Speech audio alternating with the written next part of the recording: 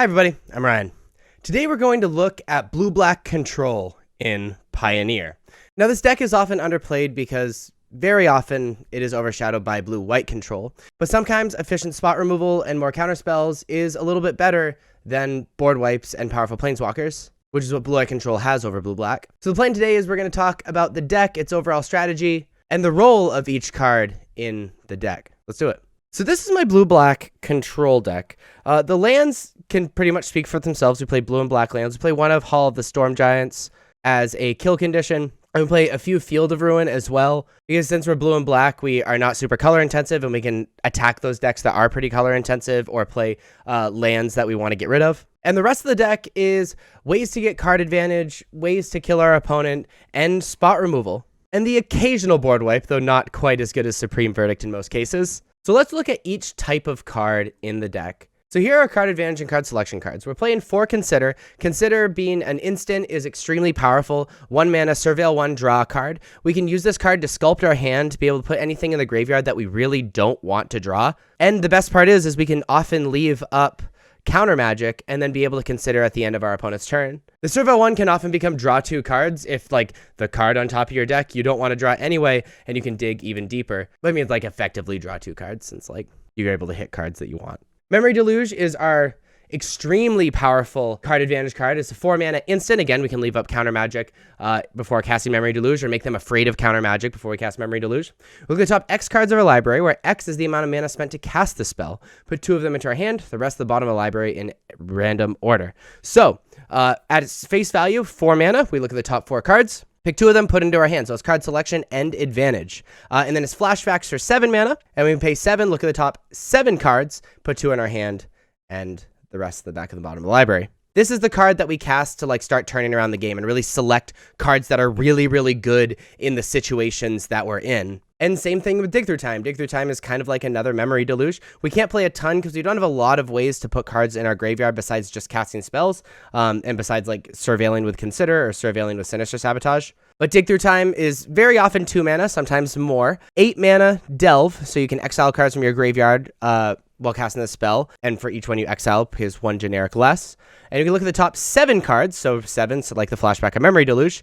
Look at the top 7 cards, and put 2 of them into your hand, the rest of the bottom of your library in a random order. So we have 5 true card advantage cards and thus card selection cards that we try to turn around the game with. We're also playing 3 Shark Typhoon. So Shark Typhoon against mid-range decks, if you just cast a Shark Typhoon, it's really hard for decks like Red-Black to be able to beat. But most of the time, we're going to be cycling Shark Typhoon to be able to hit cards that we want to hit. Or in the mid and late game, being able to cycle Shark Typhoon for a bunch of mana to get a beater in the air and be able to kill our opponent with it and draw a card. So it's often a 2-for-1. As far as card advantage cards as well, we also have Narset.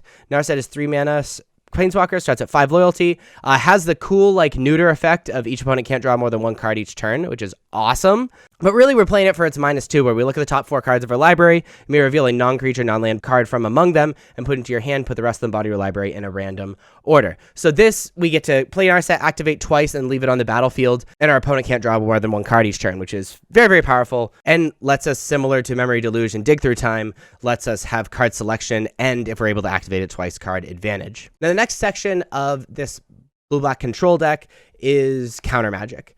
And so our counter magic starts with Censor. Censor is an extremely powerful card. Counter target spell unless the controller plays 1, 2 mana. And maybe the best part of it is it has 1 blue mana cycling. So we can either counter a spell, or if we can't counter a spell, we can cycle and hit a card that actually matters, or cycle it to be able to hit our land drops. Similar to how Shark Typhoon can either create a creature, or if we really need it on turn 2 to be able to hit our land drops, or just to use our mana, we can play it for 2 mana and not get a creature. Playing a 1 of Make Disappear, this is kind of just like a worse mana leak. We're almost never going to use the casualty of Make Disappear, but it's just like a solid counter spell in the early and mid game. We're playing 2 Negates for obvious reasons. A lot of the cards that are very good against blue-black are non-creature spells, because this deck has a really good job at dealing with creature spells, and so Negate can deal with that.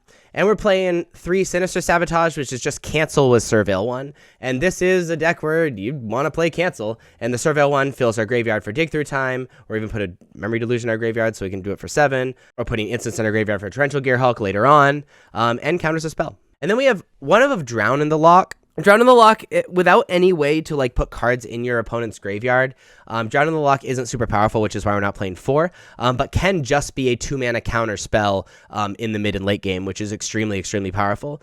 This is also a spot removal spell, so it kind of goes in both categories, so it's pretty strong, and very often is just 2-mana destroy a creature. The next section is removal. So we're playing 3 Sheoldred's Edict in the main deck and 1 Sheoldred's Edict in the sideboard. So it's an instant, pay 2 mana. Each opponent sacrifices a non-token creature. Each opponent sacrifices a creature token. Each opponent sacrifices a planeswalker. We choose one of those. And it's just a solid spell. Like, it's unconditional removal. This deck's really good at keeping things off the board, so your opponent often only has 1 creature or 1 planeswalker anyway, and being able to deal with that is extremely powerful. And the fact this is 2 mana, like, kill a planeswalker at instant speed just feels so, so good. We're playing 4 Fatal Push. If you're playing black in Pioneer, you're kind of obligated to play 4 Fatal Push, I believe. It's one of the strongest spot removal spells. Destroy target creature, mana value 2 or less. It lets us not be aggroed out. And very often if we can turn on Revolt, which is actually kind of hard in this deck, besides like blocking with Shark Typhoon or something like that, we could destroy something even larger. But it's really important we play these cards so that humans and mono red and stuff like that can't just kill us. Playing a 1 of Extinction event. This is good against any creature deck that goes wide, especially good against mono green. So it's kind of a main deck sideboard card. And we're playing a 1 of Meathook Massacre, which is probably the best mid and late game board wipe that this deck has access to, especially since it also allows us to gain life, which is really needed. I'm really worried about being aggroed out in a deck like this. And then we have some other kind of corner case cards, specifically Clean to Dust, which is a main deck sideboard card, where 1 black mana, instant, exile target card from a graveyard. If it was a creature card, you gain 3 life, otherwise you draw a card. And it also has Escape, where we can do it again by exiling 5 cards and paying 4 mana. So it's graveyard hate card, and if it's dead, then it's just a cycle card. Like, it's kind of like just like the cycle of Censor. We exile a random card and draw a card. And its best, obviously, is against Greasefang, where we can exile a Parhelion and draw a card, which are 2 very powerful things to do against Greasefang. And then a 1 of Torrential Gear Hulk. For the deep late game, we have so much card selection, we can play a bunch of 1-ofs between Memory Deluge, Dig Through Time, and Narset. Obviously, Narset can't grab Torrential Gear Hulk, but that's why we're playing all these other 1-ofs and all these other weird cards. And Torrential Gear Hulk being a 6-mana 5/6 with Flash, and when it enters the battlefield, you may cast a target instant card from your graveyard without paying its mana cost. Something really important to note with this is that if you cast Dig Through Time from your graveyard without paying its mana cost, you look at 0 cards. That's really, really important to remember. So please be aware, do not fall for this, because you're paying 0 mana, like X cards your library, X the amount of mana spent. If 0 mana is spent, you look at 0 cards. Everything else, Torrential Gear Hulk is extremely powerful with, being able to just like play, very often block and flashback some card advantage spell like Dig Through Time, or a counter spell or something like that. Feels really good. As far as our sideboard goes, there's a lot of cards in our sideboard. Again, we're allowed to play a lot of 1-ofs because we have a ton of like dig and card selection and stuff like that. We're playing 1 Jace, Vryn's Prodigy in the sideboard. This is very, very strong against these mid-range and control decks, especially post-board, where they kind of are forced to side out of a lot of their creature removal, and then we bring in a creature that, if it's unanswered, it flips into a planeswalker, which is extremely powerful and allows us to kind of cycle through our deck. So it's one of these cards that like is kind of bad main deck because it makes their removal live. Very good in the sideboard, because if they're keeping in removal, like, deal. Playing Negate for decks that have non-creature spells that we're afraid of, obviously. Narset's Reversal is pretty strong. It's just often a straight-up counterspell against instants and sorceries, so if there's any instants and sorceries we're really afraid of, we play Narset's Reversal. For decks like Creativity or the Mirror Match and the like. Playing 2 Mystical Dispute for blue decks. Playing a Narset, again, this is really good against slower decks where we can have a resolve Narset and be able to activate it twice before it dies, or against decks where the static ability is actually effective. Hullbreaker Horror is for our mid-range and control matchups. Again, remember, they have to sideboard out of a lot of their removal, if not all of their removal in the post-board, and so being able to have a win condition like Hullbreaker Horror against these control decks where it can't be countered, or against these mid-range decks that in the post-board can't really deal with it, feels really good. Playing some Blue Sun's Twilight, gaining control of target creature with mana value X or less. If X is 5 or more, create a token that's a copy of that creature. I actually like this deck against aggro decks because we're able to steal a 1 or 2 drop and then block with that 1 or 2 drop is extremely powerful for 3 or 4 mana.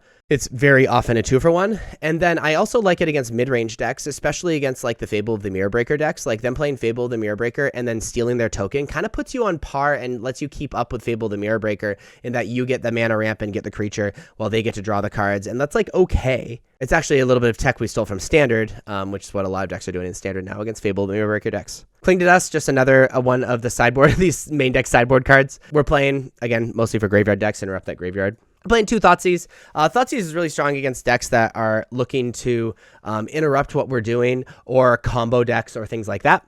Playing the Force Shielder's Edict, again, for either creature decks or decks that play planeswalkers that we're really afraid of. A 1 of Kalidas. This is one of the best cards we can play against aggro. And also just like another threat if we want to side it in against slower decks. Again, especially post-board, because they shouldn't have removal in against us post-board.